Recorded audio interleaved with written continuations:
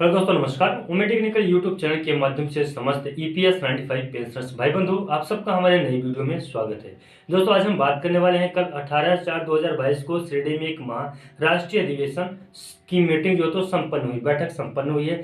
तो उस राष्ट्रीय अधिवेशन में ईपीएस 95 पेंशनर्स के लिए कौन सी महत्वपूर्ण अपडेट सामने निकल के आ रही हैं और उस राष्ट्रीय अधिवेशन से पेंशनर्स को कितना फायदा होने वाला है, और उस राष्ट्रीय अधिवेशन से जिस उद्देश्य से एनएसी की टीम वो राष्ट्रीय अधिवेशन की तैयारी की थी, राष्ट्रीय अधिवेशन संपन्न कराया गया, तो क्या उनका जो एक मंतव्य था, उनका जो एक सोच थी, वो सोच तक वो पहुंच पाए या नहीं, यानी कि जो कामयाबी उनको चाहिए थी वो कामयाबी उनको मिल पाई है या नहीं। ये सारी की सारी बातों के ऊपर हम पूरी तरह से डिस्कस करेंगे, आज जानने की कोशिश करेंगे। तो चलिए दोस्तों, समय को न गवाते हुए मैं फटाफट से अपने वीडियो को शुरू करता हूं। लेकिन कल जो शिरडी में महाराष्ट्रीय अधिवेशन हुआ है उसके कुछ महत्वपूर्ण अंश मैंने वीडियो के माध्यम से अपने चैनल पे डाल दिए हैं। उन्हें आप अगर देखना चाहें तो देख सकते हैं, आपको इजीली मिल जाएंगे। आज ही की डेट में मैं उन वीडियो को डाल दिया हूं।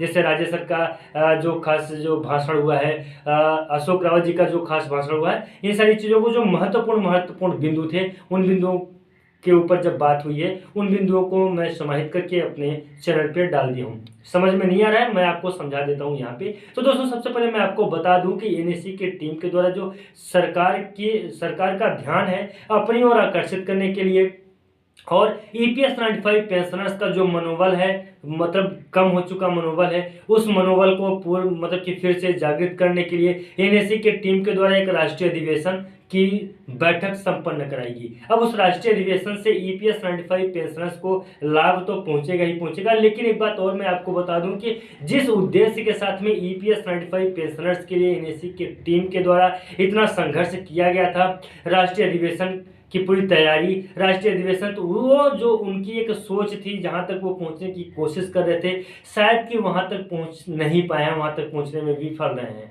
लेकिन इसका मतलब यह नहीं होता है कि ये जो राष्ट्रीय अधिवेशन एनएसी के टीम के द्वारा किया गया है इसका कोई परिणाम नहीं निकल के आएगा। मैं आपको बता दूं कि आप कोई भी काम करें, छोटा या बड़ा काम करें, लेकिन अगर आप काम करते हैं तो कुछ ना कुछ रिजल्ट उसका निकलेगा ही निकलेगा, उसका रिजल्ट शून्य नहीं होगा। लेकिन जो मतलब जिस रिजल्ट की उम्मीद लगाया बैठे थे एनएसी की टीम और साथ ही साथ ईपीएस 95 पेंशनर्स, वो रिजल्ट, वो उम्मीद उनको नहीं मिल पाया है। अब मैं आपको बता दूं कि यहाँ पे एनएसी की टीम के द्वारा समस्त जो ईपीएस 95 पेंशनर्स हैं जिनका मनोबल डाउन हो चुका है, उनके मनोबल को बढ़ाने के लिए माननीय कमांडर साहब ने एक जोरदार महत्वपूर्ण भाषण दिया। उस भाषण को सुनने के बाद जाहिर सी बात है कि उस भाषण को जितने भी पेंशनर्स ने सुना होगा, उनके जोश, उनके मन के अंदर में उनका मनोबल जो तो ऑटोमेटिकली बढ़ा ही होगा। अब मैं आपको बता दूं कि जो पेंशनर्स काफी ज्यादा निराश हो चुके हैं और उन्हें अब जो तो एक सहारे की जरूरत है, वहां पे एनएसी के टीम के द्वारा जो राष्ट्रीय अधिवेशन का मीटिंग कराया गया वो उनके लिए कारगर साबित हुआ, और वहां से उन्हें काफी ज्यादा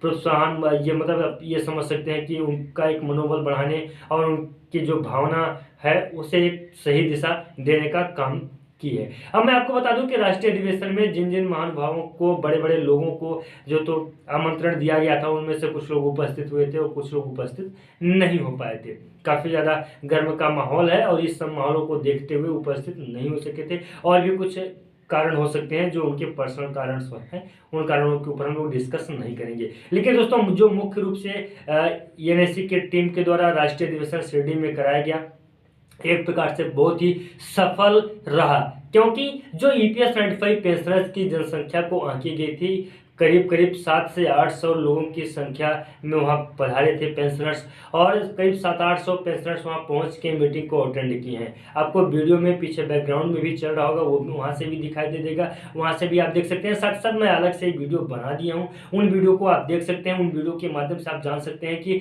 एनएसी के टीम में जैसे कि कमांडर साहब का जो जोरदार भाषण है, जो महत्वपूर्ण भाषण है, वो मराठी लैंग्वेज में भाषण दिए हैं। लेकिन उन भाषणों को आप अगर समझ जाएंगे तो ठीक है, नहीं समझ पाते तो आप हमें कमेंट करिएगा, मैं उसे हिंदी में समझा दूंगा आप लोगों को। दोस्तों, आज के लिए बस इतना ही था महत्वपूर्ण अपडेट शिरडी से संबंधित। चलिए दोस्तों, मिलते हैं किसी नए वीडियो में और नए अपडेट में। तब तक के लिए नमस्कार, जय हिंद, जय भारत।